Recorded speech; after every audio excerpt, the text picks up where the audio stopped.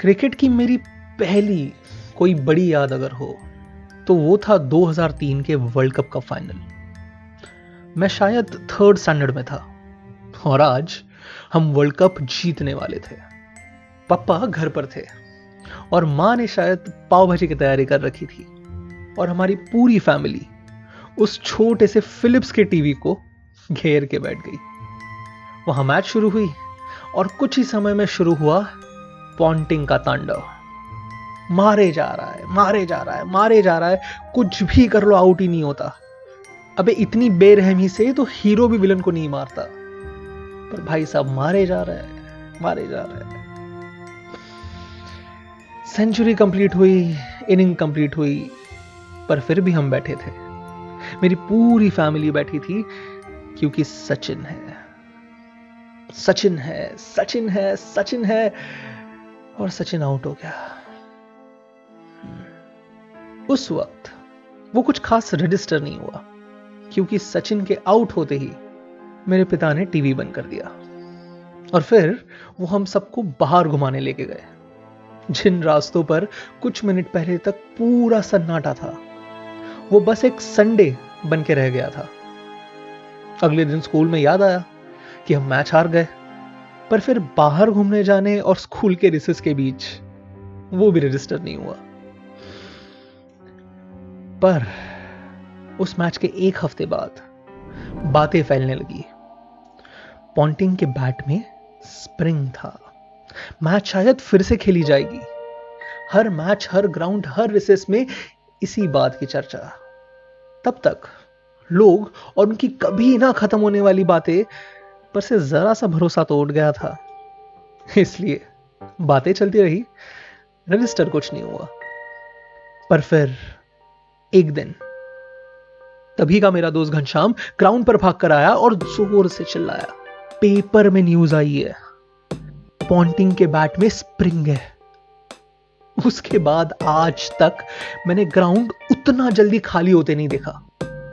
मतलब किसी की खिड़की तोड़ने के बाद भी ग्राउंड खाली होता था, पर जिसका बॉल था वो बकरा तो हमेशा जाता हलाल होने को।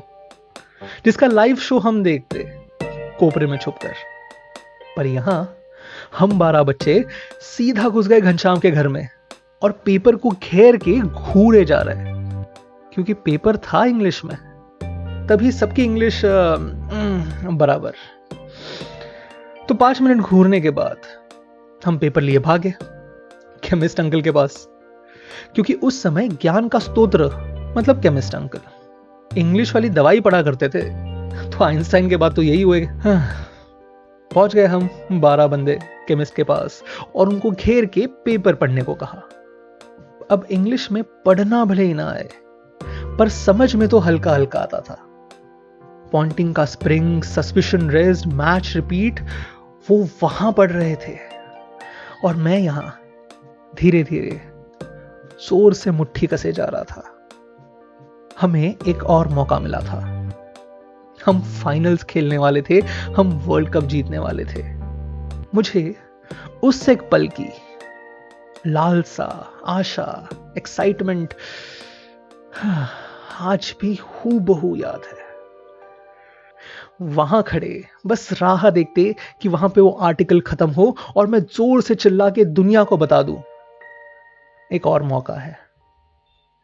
और फिर आर्टिकल के नीचे ब्रैकेट में लिखा था, this is an April fools joke. वो पूरा आर्टिकल एक अप्रैल फूल जोक था। आज उस बात को 18 साल होने आ गए और मुझे उस बात का जोक आज साफ नजर आता है। पर उस वक्त, उस पल में, उस सारी एक्साइटमेंट का, उस एक मौके का, उन सारी आशाओं का झट से कुचल दिया जाना, उसका दर्द शायद मैं और मेरे साथ खड़े 11 लोगों के अलावा किसी को महसूस नहीं हुआ होगा। उस समय वहां खड़े उस थर्ड स्टैंडर्ड के बच्चे को एक ही सवाल पूछना था, कौन था यह राइटर? कौन था यह राइटर जिसको यह जोक सूझा? और वो रहता कहां है? अब रही बात उस बैट की, तो 2003 के फाइनल्स के 2 साल बाद ऑस्ट्रेलिया के 3-4 प्लेयर्स पे इंक्वायरी बिठाई गई। बात यह थी कि वो 2005 में रिलीज हुई कुकुबुरा बैट की एक नई डिजाइन यूज कर रहे थे, जिसमें बैट के पीछे ग्रेफाइट लाइनिंग थी। इन्वेस्टिगेशंस के अंत में प्लेयर्स को छोड़ दिया गया, पर उस बैट को बैन कर दिया और वुडन बैट्स के बारे में सख्त नियम बनाए गए। ये पता चलने पर आज मेरे अंदर का वो 3rd स्टैंडर्ड का बच्चा झट से चीख उठा, देख देख 2003 में भी वही बैट यूज कर रहा होगा वो। पर फिर 18 सालों का तजुर्बा आड़े आ जाता है और कहता, एंड में तो पॉन्टिंग ही था। वो पारी वो सिर्फ और सिर्फ पॉन्टिंग की थी। वो वर्ल्ड कप हम सिर्फ और सिर्फ पॉन्टिंग की वजह से हारे थे। पर तब भी और आज भी मैं पॉन्टिंग से नफरत नहीं करता। वो तो सिर्फ एक बंदे के लिए जिसने वो आर्टिकल लिखा। सच कहता हूं दोस्त, नाम पता चले तो मेरे उम्र के 10-20 लाख लोग मिलकर